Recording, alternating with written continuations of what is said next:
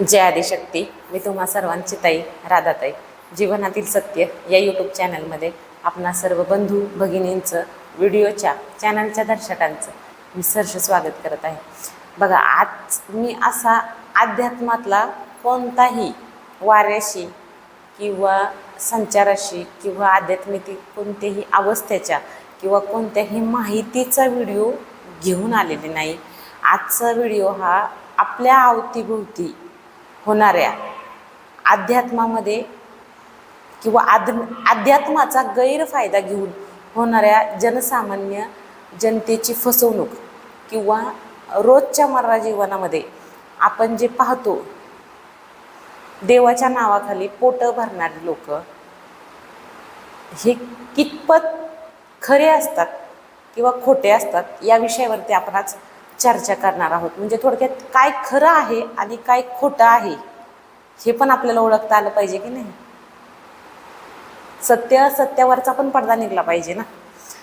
तर पहा, अशाच पद्धतीने नवनवीन विषयांवरती, अध्यात्मावरती, वारस संचार या सर्व गोष्टींवरती आपण व्हिडिओ बनवत आहोत. तुम्हाला जर व्हिडिओ आवडत असतील तर व्हिडिओला लाईक करायचं आहे, चॅनलला सबस्क्राईब करायचं आहे आणि व्हिडिओ शेअर करण्याची दैवी सेवा मात्र सर्वांनी करायचे आहे. बघा, ज्या पद्धतीने या चॅनलचं नाव आहे जीवनातील सत्य, तसेच मी व्हिडिओ तुमच्यापर्यंत आणत आहे आणि जीवनातील खरं सत्य काय त्याच्यावरचा पडदा मी छोट्यातल्या छोट्या मुद्द्यावरून तुमच्यासमोर मांडत आहे. पहा, आजचा विषय असा आहे की मला काही गोष्टी निदर्शनास आल्या, काही ऐकायला मिळाल्या आणि काही अनुभवायला पण मिळतात आणि काही वरती प्रश्नही येतात. बघा, काय असतं माहिती आहे का, आपण सर्वसाधारण व्यक्तीला हा अनुभव आलेला आहे. आपण एक गृहस्थ आश्रम जगत आहोत आणि हे जगत असताना हा अनुभव तर आपल्याला रोजच येतो. आपल्या दारामध्ये एखादी स्त्री, एखादा पुरुष, एखादा मुलगा देवाच्या काही माळा, देवाच्या काही मूर्त्या घालून मागायला येतात. म्हणजे थोडक्यात त्यांची काही फेरी असेल, जोगवा म्हणा, भिक्षा म्हणा किंवा काही इतर काही गोष्टी अशा पद्धतीने येत असतात. ठीक आहे. बघा, आपण आत्ता असा समज धरून चाललो आहे की भगवंत आपल्याला मनुष्य रूपामध्ये पाहायचं आहे, दगडामध्ये नाही. पण कदाचित या विश्वासालाही तडा चालला आहे, कारण लोक याचाही गैरफायदा घेतात. तो कसा सांगते मी तुम्हाला. काय होतं आहे माहिती आहे का, जसं तुमच्याकडे लोक येतात ना, तशी माझ्याकडेही लोक येतात आणि मी त्यांना भगवंताचं स्वरूप, अतिथी देवो भव किंवा दारात आलेला व्यक्ती, स्त्री ही माझ्यासाठी शिव आणि शक्तीचं रूप आहे, हेच माझ्या बाबांनी मला शिकवलं आहे आणि हेच मी सत्य मानून डोळं झाकून कार्य करते. आधीही करत होते, आताही करेल आणि भविष्यातही करणार आहे. पण तरीही जाऊन यामागे कितपत सत्य आहे हे आज आपण चर्चा करणार आहोत. बघा, काही व्यक्ती इतक्या सुदृढ असतात, शरीराने, मानसिकतेने, सगळ्याच गोष्टी छान असतात. बघा, तुम्ही जर एखादी गोष्ट मागताय, थोडक्यात जोगवा मागताय, भिक्षा मागताय, देवाच्या नावाखाली मागताय, तर तुम्ही ती भक्ती, तो मार्ग जर स्वीकारला असेल तर महिन्यातनं एकदा, 15 दिवसातनं एकदा, काहीच हरकत नाही मागायला आणि आपणही देऊ का, तर ते त्यांचं भक्तीचं प्रतीक आहे. त्यांना ते मागणं गरजेचं आहे आणि कळत न कळत आपल्या हातूनही पुण्य होते. पण असं मुळात अजिबात होत नाही. जी व्यक्ती मागायला येते की नाही, ती आज ह्या गावाला तर उद्या दुसऱ्या गावाला, परवा तिसऱ्या गावाला. म्हणजे विषय असा झाला आहे की प्रोफेशनली ह्या लोकांचा हा व्यवसाय झाला आहे. बघा, 2 टायमाच्या उदरनिर्वाहासाठी एक व्यक्ती 15 दिवसातनं जरी जोगवा मागितला की नाही तिने, किंवा भिक्षा मागितली किंवा काय तिची फेरी असेल ती मागितली, तर तिचं 15 दिवस भागेल इतकं अन्न तिला मिळेल. कारण आत्ताची लोक देण्यासाठी मागं पुढं पण पाहत नाहीत. एक ते दान आहे, पुण्य आहे, सगळ्याच बाबतीत भरघोस देतात. मला सांगा, रोज जर या व्यक्तीने भिक्षा मागितली तर या व्यक्तीला वर्षभरच नाही तर पुरून उरेल इतकं धान्य येतं. मग ही लोक ह्याचं करतात काय, तर ही लोक ही धान्य किंवा ही पिठं काय असेल ते आपण दिलेली भिक्षा विकतात. ठीक आहे, विकतात, ह्याचा मोबदला घेतात आणि कामाला जायचा विषयच नाही. म्हणजे आपण केलेल्या दानाचा काय अर्थ होऊन जातो. आणि हातापायाने सुदृढ असलेल्या व्यवस्थित काम करणाऱ्या लोकांना हे करणं शोभतं का? परमेश्वराच्या नावाखाली तुम्ही पोट भरण्याचं साधन म्हणून भक्तीचा बाजार मांडता की नाही? हे कितपत योग्य आहे? मी स्वतः पाहिलेले. अक्षरशः आमच्या दारामध्ये एक वही आणि पेन घेऊन काही दादा येतात. आपल्या भागामध्ये नाथांचं जास्त तीर्थक्षेत्र आहेत, गर्भगिरीच्या रांगा आहेत आपल्या भागात. तर ही लोक ह्यांच्या भक्तीचा गैरफायदा म्हणून इथं अन्नदान आहे, आम्ही या गावचे नाथांचे सेवेकरी आहोत, तिथं खूप मोठं छत्र आहे, आम्ही मागणी घेऊन अन्नदान करतो. सर्रास ही लोक पैसे दिवसभर गोळा करतात. जी देऊ ती रक्कम गोळा करतात. ह्यांच्याकडे ना कोणती पावती असते ना कोणता पुरावा असतो. अक्षरशः आत्ता माझ्याकडे तुम्हाला दाखवायला व्हिडिओ नाही, कदाचित मी भविष्यात ह्या गोष्टी दाखवेल तुम्हाला. पिलेल्या अवस्थेत ही लोक दारात येतात.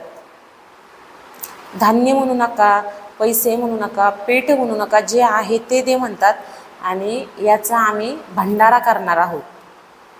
आणि खरं जर पाहायला गेलं ना तर ही लोक जे दिवसभर मिळवतात ते संध्याकाळी विकतात, दारूच्या अड्ड्यावरती जातात आणि टल्ली होतात. काय उपयोग होतो आपल्या पुण्याचा, दानधर्माचा? आणि मुळात तुम्ही देवाच्या नावाला कलंक आहात, कलंक लावता. भक्तीचा बाजार मांडला गेला इथं. म्हणजे राज रोज पापाचे घडे दिनदहाड्या भरले चाललेत. कितपत चुकीचं आहे? अक्षरशः 1-2 दिवसातलाच अनुभव आहे आजचा कालचा. बायका येतात डोक्यावर टोपली घेऊन, जगदंबेचा फोटो असतो, त्यामध्ये आई काळेश्वरीचा असतो, आणखी वेगळ्या देवीचा यल्लमाचा रेणुक्याचा फोटो असतो. तिच्या नावाची गर्जना करतात आणि सांगतात आम्ही नवस केलाय देवीचा, देवीला पायघड्या घालायचे, हे सलग 5 वर्ष करणार आहोत. आणि रोज एका गावाला जाऊन साड्या ओटी भरून घेतात देवीची. आणि ह्याच साड्या मी स्वतः आज बाजारात पाहिले. ही लोक ही साड्या विकतात. अजून किती खोटं बोलाल, अजून किती आव्हानाल? म्हणजे एखादा मोठा व्यक्ती नावाजलेला तो पैसे घेतो किंवा काही गोष्टी करतो तर तो आपली फसवणूक करतो. हे आपण करतो, उघड आणतो, एक्सपोज करतो. कदाचित हे सत्यही असेल, ती व्यक्ती फसवणूक करत असेल, पण हे तुम्ही दिनदहाड्या लोकांना फसवून पोटाच्या आड जी फसवणूक करता ही चुकीचीच आहे की नाही? अहो कष्ट करा की, हात दिलेत परमेश्वराने, मागा ना तुम्ही. आम्ही नाही म्हणत नाही, पण त्याला एक सीमा असते, त्याला एक मर्यादा आहे. एक लक्षात घ्या, अति केलं तर माती होणारच. कारण आत्ताचेच जे गडगंज नावाजलेले काय जे असतील बाबा बुवा यांचे तर पडदे फाश होतच आहेत. यांनी केलेल्या अतिची माती होत आहे आणि होईल. पण एकच कळकळीची विनंती आहे समाजाला, यामध्ये सत्य असत्य याची उघडणी केल्याशिवाय चुकीच्या व्यक्तीवर हात घालू नका. कारण काय होतंय माहिती आहे का? करतोय एक आणि भोगतोय दुसरा. म्हणजे थोडक्यात या प्रकरणांमुळं चांगल्या व्यक्तीच्याही प्रतिष्ठेला धक्का लागण्याची शक्यता आहे. कारण समाजाची एक भूमिका आहे, गव्हाबरोबर ते किडेसुद्धा रगडतात. मग एखाद्या प्रामाणिक खऱ्या ईश्वराच्या भक्ताला तुम्ही चुकीच्या नावाने बदनाम नाही करायचं. गोष्टी करत असताना पडताळणी करा. जगामध्ये काही सत्य आहे, असत्य आहे आणि हे आपल्याला समजलं पाहिजे. अक्षरशः आदिमाया आदिशक्ती जगज्जननी जगदंबा आई भवानी, जिला आपण महाराष्ट्राची, अवघ्या महाराष्ट्राची कुलस्वामिनी आहे माझी जगदंबा, आणि तिच्या गाभाऱ्यात राहून किती गैरवर्तन झालं आणि आपण भक्त म्हणवतो. तिच्याच नावाखाली पोट भरतात ही लोक आणि तिलाच लिलाव करतात दिनदहाडे, आणि आपण त्यांना देव समजतो, महाराज समजतो. आता तरी डोळे उघडा. समाजामध्ये सगळीच अशी नाहीत बघा. अवतीभोवती चांगलंही आहे आणि पुण्यही आहे, फक्त नजर तुमची चुकीची आहे. प्रामाणिक, खरं, सत्य ह्याला सतत ओरडावं लागतंय हो. मी खरा आहे, मी सत्य आहे, मी नेक आहे. का बरं? चूक त्यांची नाही, चूक आपली. आपल्याला खरं कळतच नाही, पुण्य कळतच नाही. जिथं जास्त मोठा व्यक्ती जास्त सोने घालतोय, हे म्हणजे एखाद्याला टॉन्ट मारून व्हिडिओ बनवतोय, टीका करतोय, टोमणे देतोय, म्हणजे ती मोठी का? असं नाही. खरा भक्त हा गरिबीत सुद्धा असू शकतो. त्याच्या अंगावर तोळेच्या तोळे सोने असले पाहिजे असंही नाही. आणि लक्षात घ्या, तो जर काही घेत असेल ना शुल्क, तर ह्या पोटाच्या आगीसाठी त्याला घ्यावी लागते, कारण तो रात्रंदिवस तुमच्यासाठी झिजत असतो. मुळात ह्या व्हिडिओतनं मला प्रखडपणे सांगायचं आहे की या अशा लोकांना, अशा चुकांना, अशा वागणुकीला आपण खतपाणी घालतोय, ह्यांना आपण वाव देतोय. धिक्कारा ना. एखादी गोष्ट समोर आली ना तर विरोध करा ना. तिच्यावर पडदा घालून दुसरी चूक होईपर्यंत तुम्ही त्यांना वाट पाहताय त्याची, आणि मग परत ओरडायचं, हे चुकीचं आहे. हे पहा, डोळ्यावरचा चष्मा काढा, सत्य ओळखा, गरज कशाची आहे, आपण करतोय काय, महत्त्वाचं काय आहे, हे खूप महत्त्वाचं आहे. बघा माता भगिनींनो, बंधूंनो, आपण कुठेतरी चुकतोय. आपण एक समाजाचे नागरिक आहोत. आपली परम कर्तव्य गोड बोलून खोड मोडणाऱ्यांपेक्षा अशी लोक नको आहेत. अशी प्रवृत्ती नकोच आहे आपल्याला. त्यापेक्षा प्रखड आणि स्पष्ट चेहऱ्यावरती पडदे न ठेवणाऱ्या व्यक्तीला आयुष्यात थारा द्या, जागा द्या, आणि खरं तर सत्य बघायला शिका. कधी कधी जे आपल्याला दिसतं की नाही ते कधीच नसतं, आणि काही व्यक्ती तर आपल्या जवळच्या स्वतःच्या हितचिंतक म्हणून वागतात, आणि त्याच आपल्या पाठीमध्ये सुरा खोपत असतात, आणि हे खूप उशिरा जाऊन आपल्या लक्षात येतं. तोपर्यंत बरंचसं काही नष्ट झालेलं असतं, आणि याला स्वतःला तुम्ही कारणीभूत असताय.